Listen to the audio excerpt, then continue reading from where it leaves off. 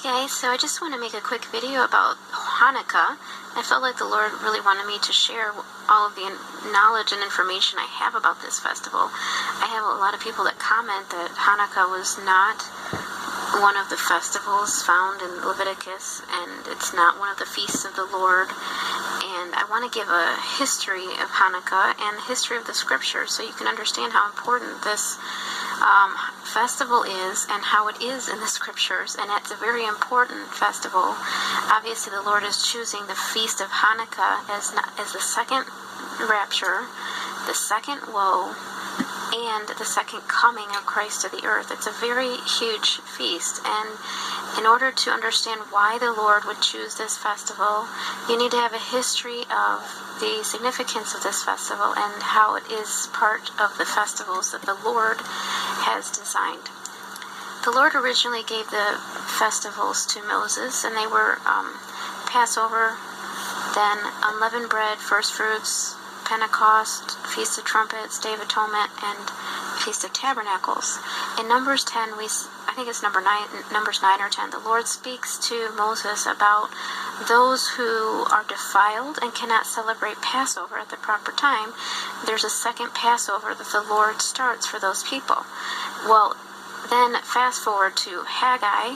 In Haggai chapter 2, the Lord points Haggai to the seventh day of Tabernacles, but then he speaks about those who are defiled, and then he points him to the 24th day of Kislev. So the Lord is showing us all the way back in Haggai, which is 400 years before Hanukkah ever started, that the Lord was going to start a second Tabernacles festival for those who are defiled and could not celebrate Tabernacles at the proper time. So in Haggai 2, we see the Lord point to the seventh day of Tabernacles as the time when he will shake the heavens and the earth and bring the desired of all nations to himself. This is the rapture. Then he talks about being defiled, and then he speaks to him about the 24th day of Kislev, which would eventually become Hanukkah Eve. And he speaks, he's in three times the 24th day of Kislev is mentioned in the book of Haggai chapter 2. Haggai only has 2 chapters, and Haggai means festivals of the Lord, or feasts of the Lord. That's what his name means. And the second chapter of Haggai mentions 2 dates. One is the 7th day of Tabernacles, and the other date is the 24th day of Kislev, and it's mentioned 3 times in the book of Haggai. And he says, the Lord says, I'm going to shake the heavens and the earth. So the Lord is pointing us 400 years before Hanukkah ever started to a second Tabernacles festival for those who are defiled. This is an important part of the puzzle, so remember that. Okay, let's go forward 400 years, and we have the Jewish people are basically being occupied by the Grecian army. Antiochus IV, a very evil, wicked man, comes in and sets up the statue of Zeus in the Lord's temple, and told all the Jewish people they had to worship Zeus and stop worshiping the Lord Jehovah or Yahweh. And then 10 days, that was on the 15th day of Kislev. Then 10 days later, on the 25th day of Kislev, the priest tried to slaughter a pig on the altar of the Lord, which is a total abomination to the Jewish people. And the religious Jews could no longer tolerate what was happening, and they rose up and killed not only the priest, but all the Grecian soldiers that were there. They knew the word was going to get back to Antiochus IV, and he would come in with his army and slaughter them. So they fled to the mountains on the 25th day of Kislev. They fought. Those who did not flee to the mountains on the 25th day of Kislev, the religious Jews who did not flee, were slaughtered on the Sabbath, the following Sabbath in winter. Okay? That's an important piece of the puzzle as well. So 3 years they are in the mountains, and they form like an army of their own, and they keep attacking the Grecian soldiers for 3 years. Well, exactly on the 25th day of Kislev, exactly 3 years later, they're able to defeat the Grecian army and come back to Jerusalem, cleanse the temple, and they decided to celebrate the Feast of Tabernacles starting on the 25th day of Kislev for 8 days. It's an 8-day festival, and they celebrated it for 8 days as they cleansed the temple, and they decided to call it Hanukkah, which means rededication. And they decided, let's celebrate this second Tabernacles festival every year. And And so that's what they've been doing, and they still celebrate it to this day. It's a huge festival for the Jewish people as they remember the deliverance of the Maccabees army, that God gave them victory over the Grecian army. They recognize the significance of this day. That's why they decided to continually to celebrate it yearly, the 25th day of Kislev, until the start of Tevet. Tevet 2, those 8 days, would be considered a second Tabernacles festival. Now, whether they related that back to the story, the prophecies in Haggai 2, I'm not sure. But they did celebrate the second Tabernacles festival, and Haggai 2 prophesied that it would take place. He mentions the seventh day of Tabernacles, mentions those who are defiled, and then points to the 24th day of Kislev, which would become Hanukkah Eve.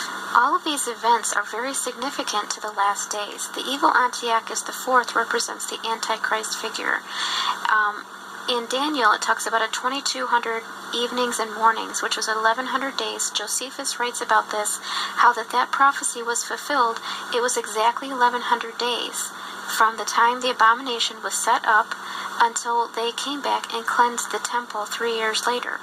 When Jesus spoke to his disciples in Matthew 24 about the abomination, he mentions flee to the mountains. When you see the abomination, flee to the mountains. Pray that your flight does not take place in the winter or Sabbath. He talks about the women and the children. When the Jewish people were slaughtered, those who did not flee to the mountains were slaughtered on the Sabbath in the winter. He's pointing them back to Hanukkah. And the disciples knew this. They were celebrating the 200th anniversary of Hanukkah at the same time that Jesus was talking to them about Hanukkah. And so when he's telling them all of this in Matthew chapter 24, they knew that he was pointing them to Hanukkah. They knew the story of the abomination that had been set up in the temple that caused the desolation, the women and children and all the men also that were killed on this Sabbath in the winter who did not flee to the mountains. So the disciples must have understood clearly that the Lord was telling them that Hanukkah would be a significant piece of the puzzle or part of the puzzle of the last days events. Another reason we know that Hanukkah is very significant is because of the numbers. 1260 and 1335 are mentioned as two important numbers in the scriptures, and the only way you can connect the festivals in Israel to those numbers would be counting from the 7th day of unleavened bread until the Day of Atonement. That's a 1260-day count, and then you add the other 75 days and you come to the start of Hanukkah. So that's the 1335-day count. Jesus celebrated the Feast of Hanukkah. You see in John 10, he goes to the Feast of Dedication, which is Hanukkah, and it talks about it was winter, and that during that time, when he was there at the temple during Hanukkah, he mentions the word harpazo twice.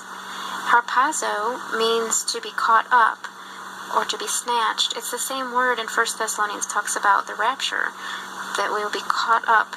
The sound of the last trump. The dead in Christ shall rise first, and we who are alive and remain will be caught up. We will be harpazoed.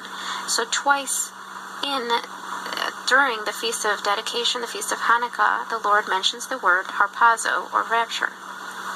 The 70th week of Daniel started on the 7th day of Tabernacles and the 24th day of Kislev in 2009. Those were the dates that it started. Those are the 2 dates that Haggai 2 mentions, and those are the 2 dates that it ends. The 7th day of Tabernacles was when Obama was chosen as the Nobel Peace Prize winner. His covenant, or his promise, or his pledge to be a peacemaker to the world was strengthened on that day. And that started Daniel's 7th week. And then on the 24th day of Kislev, just a few hours before the 24th day of Kislev, he was given the award in Norway. And during his speech, he said that he was just at the beginning of his role on the world stage. This was the beginning of the final 7 years, or Daniel's 70th week. And we know this because counting 1260 days from the 7th day of Tabernacles brought us to March 22nd, when Obama went and stood in the holy place where he did not belong. This was the fulfillment of the abomination that causes desolation.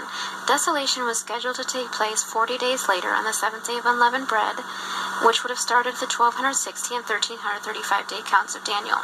However, judgment was delayed because the bride of Christ came together on the last 3 days of that 40-day period, grace period, and pleaded with the Lord to have mercy in America. And the Lord listened to the prayer, just like he did with Queen Esther, the chosen virgin, who came to the king on the third day of a fast and pleaded that her nation would be spared. And the Lord and the king extended his royal scepter of mercy. This was all a foreshadow of the Lord extending his favor towards the bride of Christ and answering her prayer for mercy. It was at this time that the Lord stopped Daniel's 70th week. There was a 4-year period where we saw in the parable of the fig tree, which is mentioned in Matthew 24, learn the parable of the fig tree, because it's a significant part of the puzzle, and it's about a 4-year period that's given of grace before the tree is cut down. So 4 years the Lord stopped Daniel's 70th week, and then he restarted again on the 7th day of Tabernacles, the 7th day of unleavened bread in 2017. And we know this because if we go forward 1260 days and 1335 days from the 7th day of unleavened bread in 2017, then we come to the Day of Atonement in 2020 and the start of Hanukkah in 2020. And at this time we see the sun being darkened, the moon not giving its light, and the stars falling from the sky. And Christ told us that would be the sign to watch for the second coming of Christ to the earth. It was on the 7th day of unleavened bread in 2017 when the Lord began to shorten the days of the Great Tribulation, as he told us that he would do in Matthew 24 when he said, "Unless those days are shortened, no flesh would survive, but for the sake of the elect the days will be shortened."